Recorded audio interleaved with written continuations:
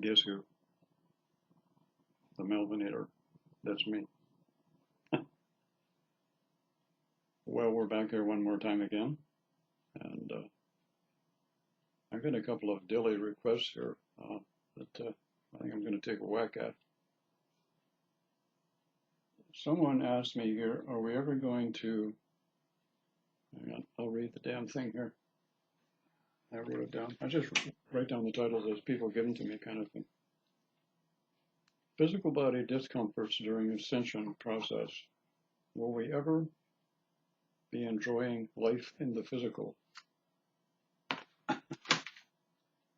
Once you become spiritual and you have a heart center awakened, have you ever had periods of time where you've enjoyed physical life?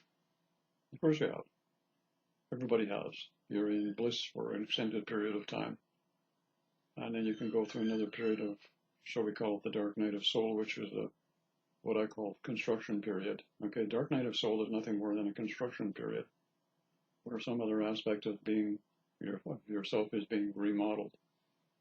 And one of the things that I suggest to people quite often nowadays is we have to start doing something. You notice I said the word we. See, I'm addressing, and you're taking it into context. I'm talking about you out there and me. We. All right. But something that I've learned to do is this, and I can speak here from experience, and all of you out there will reach this point. Some of you are young. You are, in your 20s, 30s, 40s, and 50s, and even bordering up to 60.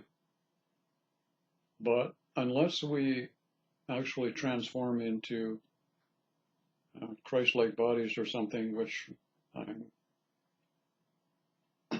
iffy on that, you are going to reach a point in your physical age where you are going to begin to decline. And ask me about this, I know all about it.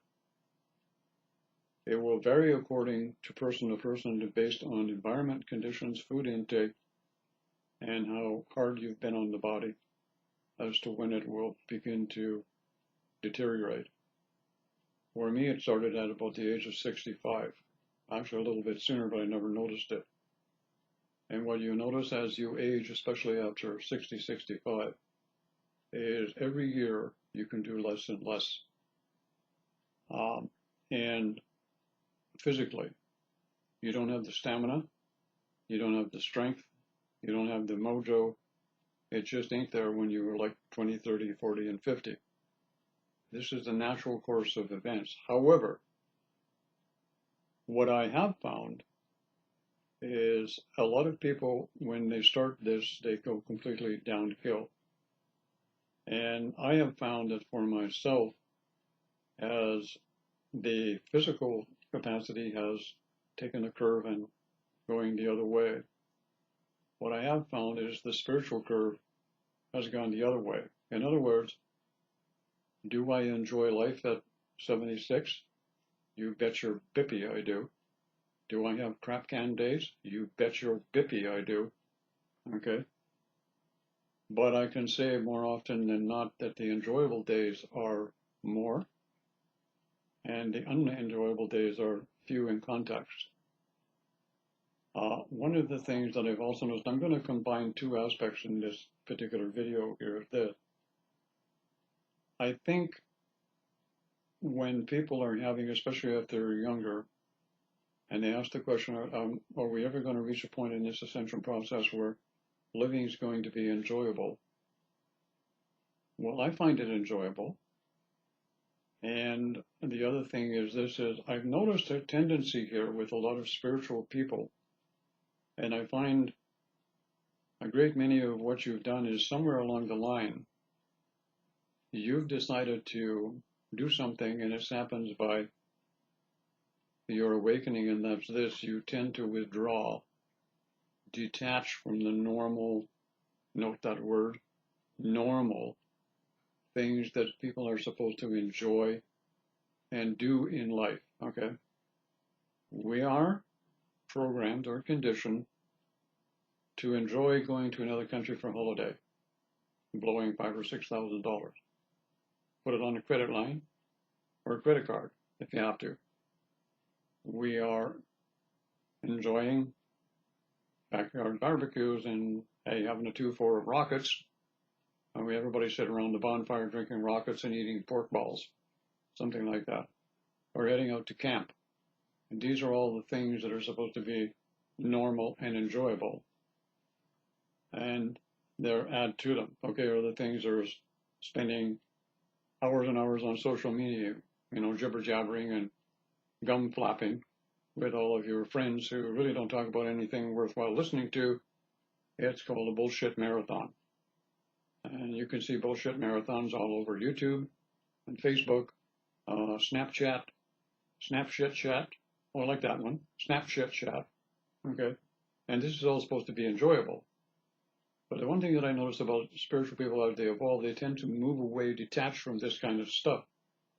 And they start to do something that is really enjoyable. They start spending time with themselves. And they start enjoying the discovery of all of the little tweaks and interesting things about themselves. And a guy once told me, if you really want to find out what people think of you, ask somebody who doesn't like you. Okay? What they really think of you. All right? Somebody's going to say, well, that's kind of a ridiculous thing to do, isn't it?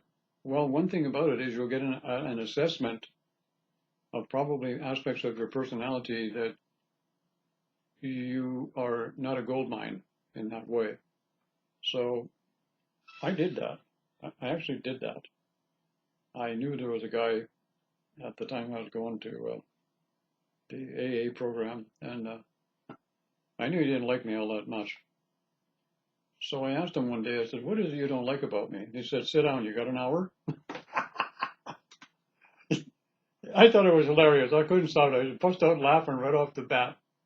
And it was kind of funny. We actually got to be friends afterwards. Sit down if you got an hour. Oh, shit, I cracked myself up. Anyways, I thought I'd make your day. How about that one's first fence? Sit down if you got an hour. Oh my goodness. Oh well, what the hell. Hey, all's fair in love and war. So, anyways, and I did get a really good idea and thought from him, because actually when he sat down and got serious, he actually said to me, he said, you know what, Mel, he said, the reason I don't like you, all right, is because, he said, you're being such an asshole. That was one of the things he said. And he said, the reason I think you're an asshole is because I can see you have so much potential and talent, and somewhere along the line you lost yourself, all right? And all of these things are glaring aspects of your personality that if you just turn them around, you're a racehorse. That's what he told me. And I took him seriously, and I listened to what he had to say. So I did an inventory, because that's part of the AA program, as a great many of you know. You do an inventory.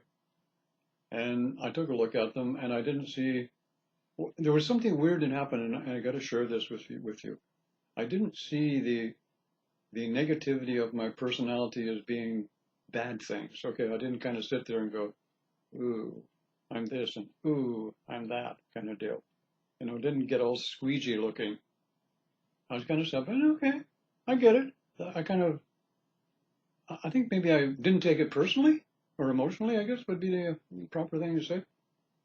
So I felt different about it in that sense. And I think what happened then at that particular point is when I was open to some serious spiritual growth, and that's exactly what started to happen after that. I started having experience it in that sense. So I think it's how you react to the experience that you have. And I'm finding that a lot of spiritual people, if they are kind of complaining about their situation that's going on, or does it ever get better? Does life ever get more enjoyable? It points out that there are things around them that they're still doing and having to participate in that they really don't want to do it, and their body is reacting. I've seen this many, many times in the spiritual community, and even in ordinary society. People in families, I've seen this many times where you have somebody who is beginning to evolve spiritually and awake in a family, It's really, pork balls and potato chips on Saturday night with a 2-4 rockets and a barbecue, or roasting a pig on a bun or something, whatever. That kind of a family. And they open up and they start becoming spiritual, and they're going through all of this stuff. And what happens is they're trying to live, let me rephrase that. They're trying to conform to the belief systems of the people surrounding them, and they're trying to balance that out with what's going on within them. And the end result is every time they have a situation where some sort of spiritual experiences happen, the body physical goes into a resistance mode because it's trying to live two things at the same time. So I find in many ways, excuse me, that what happens with a lot of spiritual people going through the awakening process, they're trying to live a lie. I'll repeat that. A great many people who are having difficulty with the ascension process are trying to live a lie. And that lie is they're still trying to conform to do a little people pleasing, if I can put it that way, to others that are around them. This may be a spouse, it could be a family, it could be, a teenager. They're still trying to walk in two worlds at the same time. It's not working. So my advice to people like that is, in that kind of a situation, is to understand, and from my perspective, I'm trying to put it this way, understand that at 76, I can't go out and do the stuff that somebody 40 years old does, okay? And I have no interest in doing it anyways. As a matter of fact, when I was 40 years old, I didn't have the interest that people in 40 years old at that time liked to do. In any case, as a matter of fact, to be quite honest with you, when I had a job, which was a very long time ago, I used to get a lot of holidays, 5 weeks holidays every year, and special holidays and all kinds of stuff. And people would say, well, where are you going for your holidays, Mel? Nowhere. I'm going to stay right home and have a vacation. And to me, that was me. Okay, I had already chosen to live my life differently even before my spiritual awakening began. I thought it was exciting because I lived in an area at that time, and I'll never forget it. In the back of the house, about a quarter of a mile, I guess, behind my house, I had this big beaver pond. Okay, this big beaver pond. And the beavers were there, they're active all year round, and you could walk in the back, and you could, see a partridge, you could, listen to the birds. And I used to take my pack-sack and a 6-pack of beer, and I used to go out by myself, and I would go and sit on the rock while we're looking at the beaver pond, and I'd stay there for hours. And I'd just contemplate my navel and, hey, pop off a few rockets, and I'm in happy land. I mean, why do I need to go to Cancun? Why do I got to go to Cuba? Why do I want to go to Russia? Why would I want to go to Europe and see the pissy-ass Paris Tower when I got Mr. Wonderful, everything in my backyard? It's all how you view it. Okay, it's all about your nature kind of thing. And I think the problem with a lot of people is we're trying to conform and exist in other people's concept of how they want us to live and behave. And that's where we need to draw the line. I find the happiest people that I have met in the spiritual community consist of those people who have withdrawn from the aspects of society. And they have not tried to live in two realities at the same time. This can be very tricky when you're dealing with family. Family members, when they see somebody change, as we all know, are so insistent in dragging you back to where they are and living from their value systems. Many families are not acceptable of people who are going through spiritual awakening. You're called the weird one, okay? Or, are you ever going to get your shit together and join the family? Kind of ho-hum shit. I never had that problem either. If I didn't get along with my mom and she didn't like what I was doing, screw you. I'll walk away.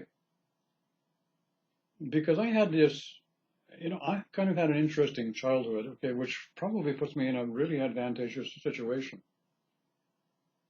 My mother and father separated when I was about 10, I think. And basically after that, it was survival of the fittest, me. I ended up going to foster homes and children's, that kind of shit. I ended up going to school at 16, getting a job at 16. and living by myself at 16. So I learned to survive. And one thing that I noticed about people today, they have no survival skills. None. Okay, unless they join the army. And then they can learn some survival skills if they're lucky. Excuse me.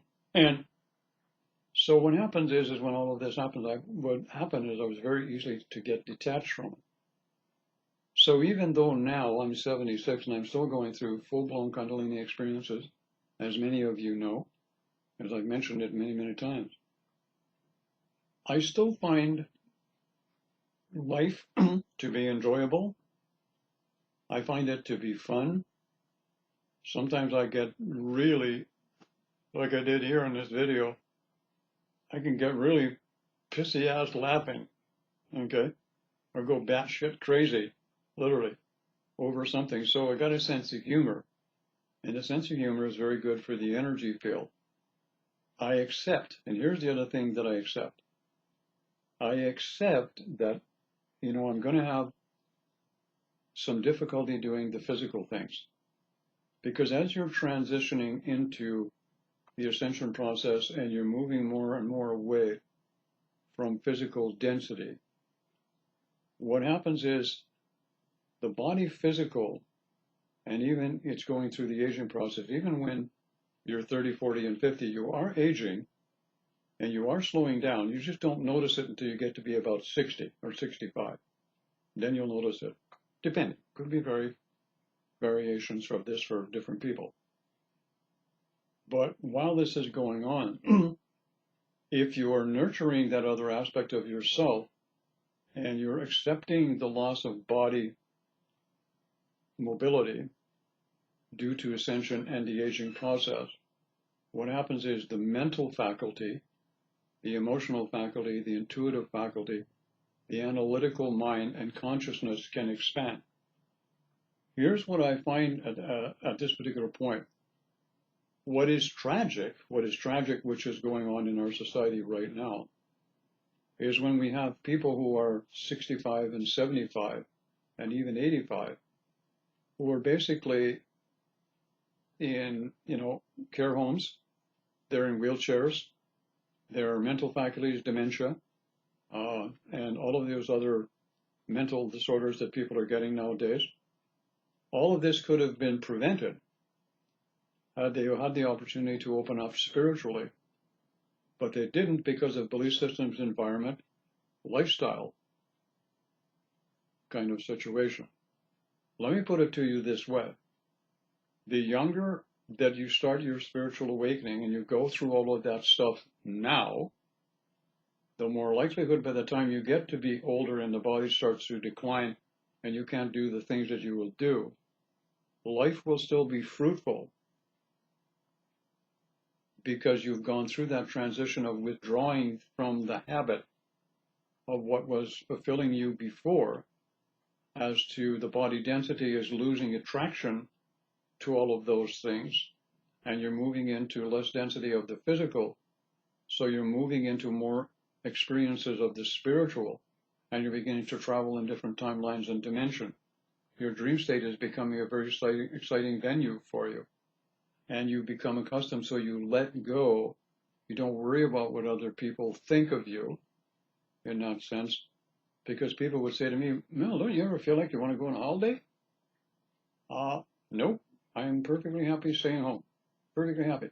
So right now with the tribulation going on, and we have a lot of young people and even older people who are accustomed to going here, going there, hither than thou, doing all of those important things that are nothing but frivolous waste of time. They didn't really have to do it in the first place. It just keeps them occupied and gives them something to do. Well, let me tell you, those people right now are having a really tricky time because they're addicted. They have an addiction. It's called constant stimulation, and I have to be doing something because I'm afraid to spend time with myself. Well, guess what? We're all locked down and housebound, and you know what? I'm having a Piccadilly party. I am. And others of you, right about now, and with the thought that this may go on for 4 or 6 months, are squirming like a squirrel with a nut stuck up his ass. Literally.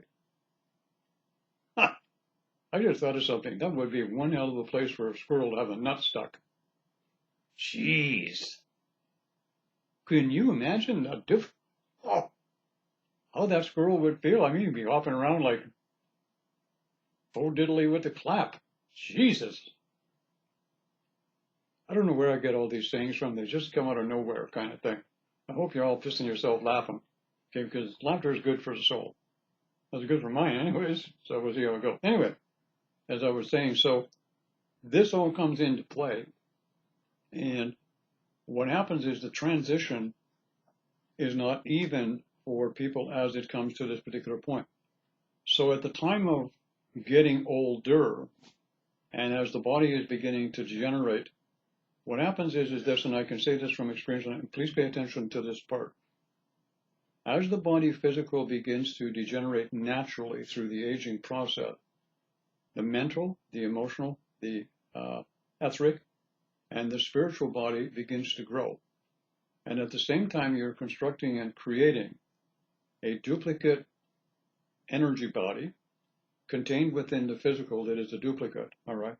And what's happening is this is going to be the containment field for you when you finally drop the physical and transition from one step to the other, and you no longer go through the astral planes because you have discarded all of those belief systems, protocols, ideologies, and philosophies, one being the big one that's holding so many of you here, which is this illogical belief system in two things, reincarnation and karma. Those are part of the protocol of holding souls from different timelines and dimensions and planetary bodies at different dimensions, timelines, reality here in the Matrix. And that's what the Matrix is all about in that movie. This is what's going on. So there's a big picture unfolding here for a lot of people, but they don't see it because they're not letting go of these programs. So I can assure you that while we're in the lockdown mode and all of the people who are so accustomed to going to Cancun and flying here and flying there and going to camp and having all kinds of what they think is fun type deal, can't do that anymore. So the benefit derived out of the tribulation is now they actually have to do something they don't want to do, and that is find out who the hell they are, spend time with themselves, and actually spend real time with their family. Okay, anybody who has working parents where mom and pop are gone all the time, they don't have a relationship with their kids unless they make the time. Well, I'll tell you what they got right now. They got lots of time to make a relationship with their children. And I'm going to tell you something right now that people are not going to believe. You are not going to believe the benefit that's going to come out of this in about a decade from now, even 5 years from now, from the time spent in isolation and close proximity within the relationship that you're in the family that you're in this closure of lockdown, because you're going to have to actually do something. And it's this, and this is a beautiful thing that's happening right now. You're going to actually have to create a new type of relationship that is functional without all of the trimmings and goings and whatever else that everybody does all day long to keep the economy and the system chugging it out. You're not going to be able to do that. So you're going to have to do is work at relationships, work at dialogue, work at communication, work at navigating, work at problem solving. And you're going to have lots of time to do it. And this is going to change what I've been harping about in the Twin Flame community for years, which is why I stay here. This is going to create a new concept of relationship, love, and even sexuality, all right? Because you're now in a concept of form that holds you to that thought, because we don't listen well on this planet. So now we have an opportunity to formulate the new concept of relationships, new concept of communication with others around us, because we don't have the rest of it that kept us in the matrix. So this is another reason why the governments are scrambling, because they don't know what to do, really, except give money in the pretext that they can keep the economy going after this thing stops. But what they don't realize, it'll be too late. Because if this goes on for 3 or 4 months, which I predict is going to go at least that long here in Canada, then the new form, you've heard me mention this in videos before, form will have taken shape. Now, how does that grab your bippy? Okay? So what happens with people at this particular point are having difficulty now. And talking about the spiritual community here for the moment, the spiritual community is going to have a chance to do something also. They're going to have a chance now that everything is shut down and they have to spend time with their family, their children, their kids, their brothers, sisters, mothers, fathers, whatever. They're going to get a chance to rid out of the mental body and the emotional body and the etheric body all of the old concepts of family obligation and the conditioning of the old family template. Let me put it to you this way, so you will really understand the tribulation that's going on right now. In the past, all of the leaders of our society, corporate executives that we all make accusations about, and we see all of these negative politicians and all of these people that are a pain in the ass, and we're trying to eliminate them or get rid of them, as it were, or overcome them or whatever, they come from a mom and a dad who were in a relationship and they were birthed. Okay? And they were birthed and supplied a vehicle or a soul to add to the system. So that system, look at it now, is now broken down because of this virus. So what happens is everybody's locked up. So a whole new concept of relationship, a whole new concept of actually being of assistance to people is going to come up. What I've noticed very quickly here in Canada, I don't know about in the US or anywhere else, but right away a whole bunch of Canadian companies have stepped up, volunteer, to start changing their lines and turning over products that are desired right now and needed for the overall good of the all. Not about profit, because some of these companies are only doing it at cost of what it does to put them together. This is creating a new template, a new consciousness, all right? Add in the fact that families are now spending time together. They've become a tight little knit unit, and they have no other option but to spend time and get to know themselves and their families, are going to clear the old family templates of obligations and debts and all of that kind of stuff through this situation. So what it comes down to is the fact that the idea that I've been trying to say for years, and everybody gets, somebody's spiritual community get all in a huff when I say the people that need to go are going, and they're leaving. The breakdown of the system as we knew it is now taking place. A new system or a new revolution or a new venue of expression of how we use the planet is going to change, because the main concept that created the situation we got to now was, in fact, relationships. So what is going to change during the time of the tribulation? Relationships at all levels. Of course, scientists and the professionals, they don't see it that way. I don't give a shit what they see. They're wrong. And I'll tell them right to their face if I get a chance. They're wrong. This is going to create a whole new society, a whole new venue. That's coming out of the way. Hang on a second here. So, to put it to you this way, I have allergies. Okay, we got a whole allergies, flowers, plants, all that kind of stuff. And I don't have it, so don't worry about it. The situation is, this is what's happening now. This is also allowing people the time to get out of these types of situations where is it ever going to get better as we go through the ascension process.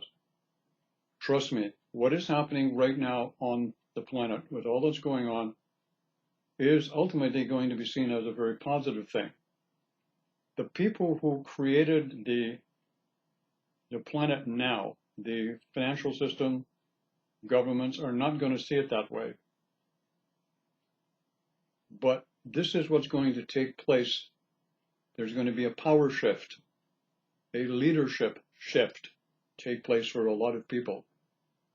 This denotes changes in the molecular and cellular structures of our body physical. So we don't have to resonate to those frequencies anymore or pick up on them. So we have a chance to birth even more creativity, more people with talent and skill in a system that's going to change and move in a different direction. This is what I'm trying to say. So will it get better? Yes. Will you enjoy being in the physical? Yes. But understand something. We all that are here now and still here, we all volunteered for this. We did. So no one shouldn't have the crying towels out and be saying, oh, poor me, and all this and that and the other thing. We're all doing our part. We're all where we're supposed to be. And we're all doing what we're supposed to be doing at this particular moment. We are now forming a new collective consciousness at this moment. And it's going to work out because people are now backed into a corner. And I've always said this about humanity as a whole. We never get it until we're backed in the corner and someone's wrapping it around the head with a stick before we get it. Well, guess what? The stick has been wrapping. Now we're going to change and things are going to go in a different direction. And in the meantime, in many places you've heard this, there's going to be a wailing and gnashing of teeth.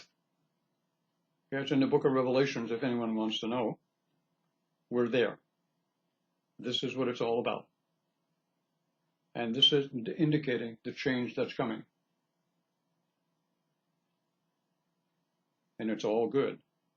Depending upon, let me phrase this correctly, depending upon your present state or level of consciousness, you will perceive and interpret what's happening from that level of consciousness, depending upon how spiritually mature you have become and can sense and feel. And there are many, I'm going to say this, in the spiritual community right now who are going to have extreme difficulty with the ascension process at this point, because there's a 40-year-old dogma and tradition and thousands of people in the spiritual community who absolutely refuse to let go of things like karma, reincarnation, angels, ascended masters, and all of these entities and beings from different planetary bodies who are nothing more than fictions of their imagination that have been planted there. We're all going to go home to our original places of origin, sooner or later. But first of all, we got to remember who we are. And I started that in one of my videos I just did, I think in a meditation. Pay attention to that video. It's going to be really popular with a lot of people. I think this was an interesting video, don't you? Watch some of the comments I get on this one. Love it. Take care, everybody. I'm having a ball. Stay with me. We're going to have more fun.